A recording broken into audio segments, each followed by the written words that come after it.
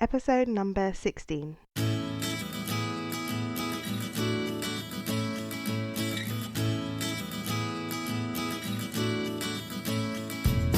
You are listening to the More Than a Lawyer podcast with your host, Janine Esbrand.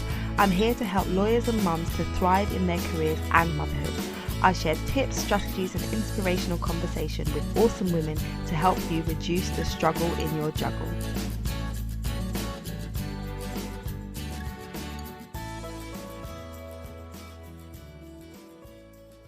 Hello and welcome to the show. Thank you for being here today. I am, as always, super excited to be doing the show and to be speaking to you today. Today's episode is a little shorter than we're used to, but I'm going to be talking about a topic which I think is really important and apt for this time of year. We're going to be reflecting on the past year as we gear up to celebrating Christmas and the end of 2016. Now is a really good time to start thinking about the start of 2017. We are only a few days away from the start of December. It's the 28th of November today. And I know it sounds cliche, but seriously, where has the time gone? I mean, January just seemed like it was around the corner. It was just the other day, and now we're ending the year.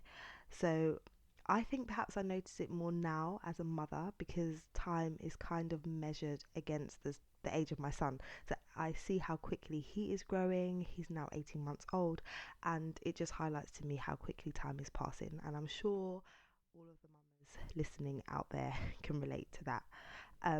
But I think it's good before we get swept up with Christmas preparations. It's a good idea to start reflecting on the past year. So that once Christmas passes and the dust settles around the new year, you can hit the ground running with the goals that you want to achieve for the coming year. And notice that I'm talking about goals and not New Year's resolutions. I much prefer talking about effective goal setting than asking about setting New Year's resolutions, because I know so many people that set those and by February they are no longer following those resolutions because they're just kind of pie in the sky things that we say we want to achieve, but then we don't put any action plan around them or any specific time frames or break down into specific goals. So we say things like, I want to lose weight, and that sounds all great, but what does that actually mean? Do you want to lose 10 pounds? Do you want to lose 20 pounds? Do you want to tone up? What exactly are you trying to achieve? And then going further to say, okay, well, how will I actually make that happen? So I want us to move past setting resolutions to actually setting effective goals, and I'll be doing an episode on how to set effective goals in a couple of weeks, so watch out for that. But before we get into setting goals, it's really important to take some time to look back over the past year, or over a past time period, so that you can ensure that the goals that you are setting are truly in line with your priorities and your values, and that you're able to set them on the basis of some really good reflection. And I must say that having a yearly review is a really great way to slow down, to have some time to reminisce about your favourite moments, to make sure that you're taking time to appreciate all the little things in life as well as the big things in life. And also for you to draw some conclusions on the kind of things that have been making you happy and the things that haven't. So then you can look at how you want to rejig things and shape things for the coming year. You will be familiar with having appraisals at work once a year. You will sit down with your manager and go through what's gone well in the year prior and set goals and talk about what you want to do going forward. And we all are used to doing that in our professional lives, but we don't always apply that in our personal lives. So I think it's really important to really do a 360 of your life and look at all the different areas, and take some time to reflect, and then take some time to think about what you want to do moving forward. So there are many ways that you can approach having effective reflection time. The fundamental aspect of it is to set aside some time. You need to have some quiet time, some time where you can reflect. So I would say schedule some time to do that, whether that is a few hours, half a day, whatever time you can manage to carve out of your schedule, but absolutely give yourself some time and some space and some quiet so that you can spend some time really reflecting and digging deep. And then you might be thinking, okay, so I've got my time, what do I do with it? So I'm going to share with you 10 questions that you can ask yourself, and there are so many reflective questions you can ask yourself, and there are different ways that you could go through this process, but I think that these 10 are a good starting point. So I'm going to run through them with you. I will give you some examples of how I've approached these questions in the past as well, and hopefully you'll find these useful as a way to structure your reflection over the past year. Okay, so let's jump in. So the first one is, if you could describe your 2016 in 3 words, what would those words be? So once you start thinking about the words, you are going to start thinking about the experiences that you've had and how it's been. So it's really useful to try and break it down into 3 words. I would say for me, my 2016 has been interesting, exciting, and new. I've learned a lot of new things in 2016, so that's what I would say. Okay, number 2 is, what new things did you discover about yourself? Now, we often go through life doing similar things over and over again, but when we do encounter new experiences or we go through difficult times, we can often find out things about ourselves. So think about anything you learnt new about yourself. You know, if you entered into motherhood, you may have learned a whole lot of new things about yourself. If you change jobs, generally with change comes different aspects of your either personality or character that you may not have known existed before, or that you've managed to develop. So think about that.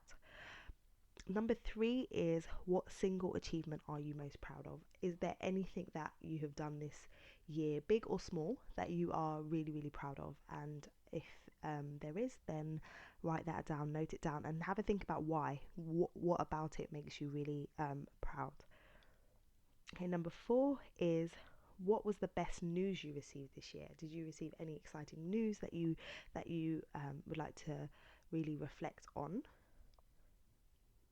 Number 5 is, which of your personal qualities turned out to be the most helpful this year?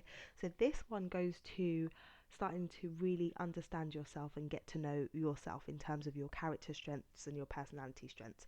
And we will talk more about this in another episode, in terms of understanding your character strengths so that you can leverage those in work and outside of work. So it may be that being outgoing and friendly has meant that you've made really good connections this year, or that being good at research has meant that you've managed to learn new things or develop your role in different ways. There could be so many different ways that your skills could have turned out to be really helpful. To have a think about that. Number 6 is, who was your number one go-to person that you could always rely on? I've talked about in the previous episodes about network and how important it is to build your network. And so really think about the people that have been around you, that have been in your immediate circle or extended circle, that have really supported you this year, and think about whether or not you want to invest more in those relationships, in building those relationships, so that you can go into the next year having people around you that you know are going to support you and that you know are going to help you to achieve what you want to achieve and to be the type of person that you want to be. Number 7 is, what or who are you most thankful for? Now, as we run through life and we get really busy, we can often notice the negatives a lot, and we can often be striving for the next thing or to achieve the next goal.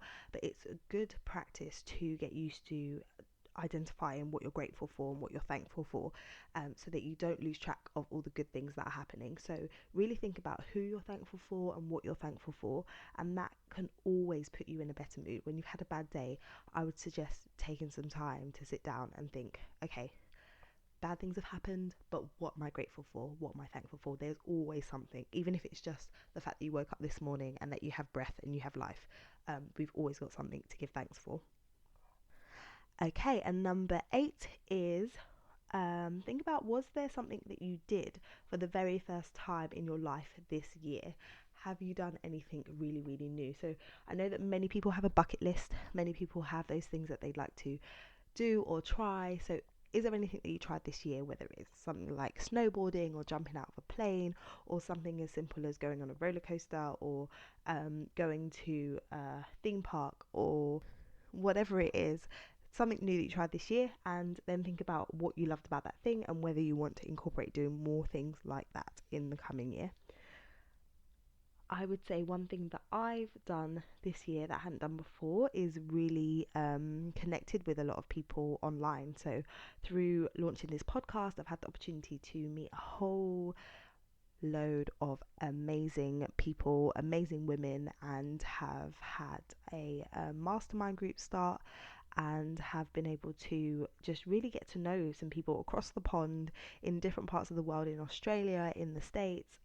It's been amazing. So just putting myself out there and being vulnerable and just opening myself up to letting people know my story has meant that I've then been able to connect with more people. So I would definitely say that that was a good thing that I did this year, that I will definitely take into the next year and carry on doing.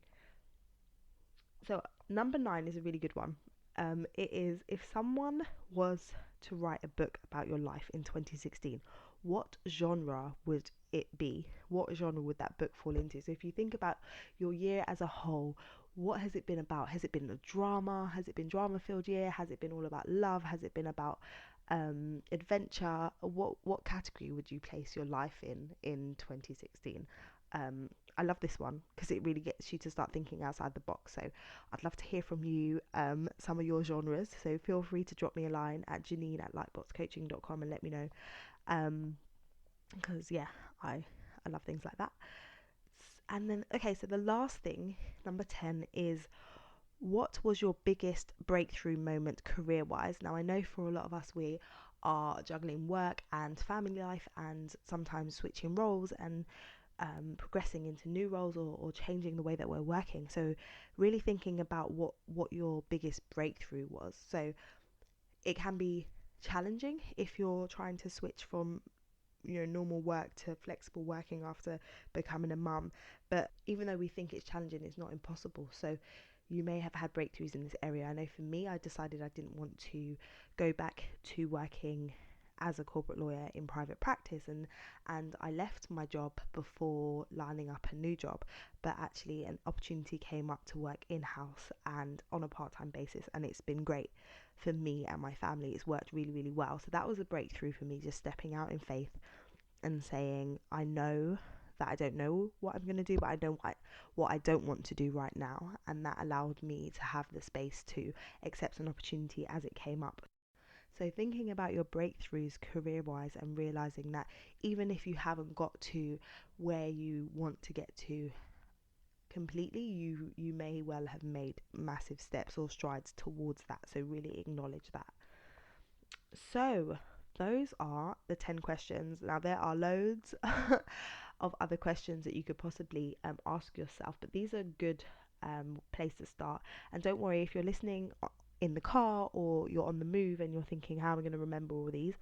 I've got you covered. I have written these all down in the show notes, so head over to lightboxcoaching.com/episode 16, and then you can grab all the questions there. And if you want to dig deeper and you want to go a little further and you need some support around this area, or some help and guidance in terms of reflecting and then taking those reflections and using them to map out your plan for 2017 and going forward, then do drop me a line, because I am always here, willing and ready to support you in any way that I can. So again, my email address is Janine@lightboxcoaching.com, and I love hearing from my listeners, so do reach out.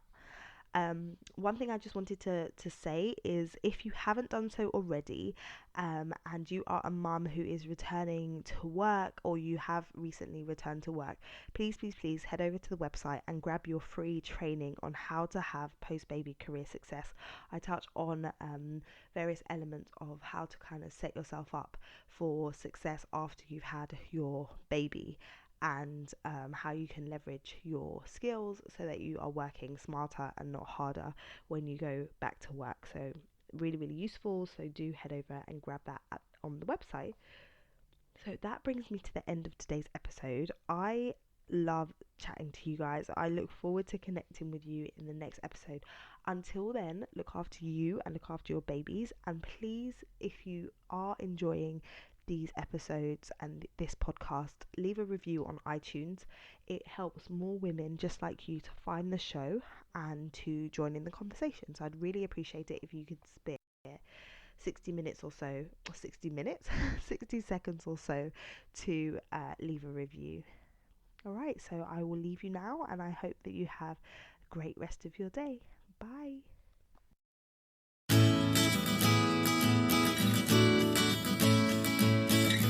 Our podcast features music from Bensound.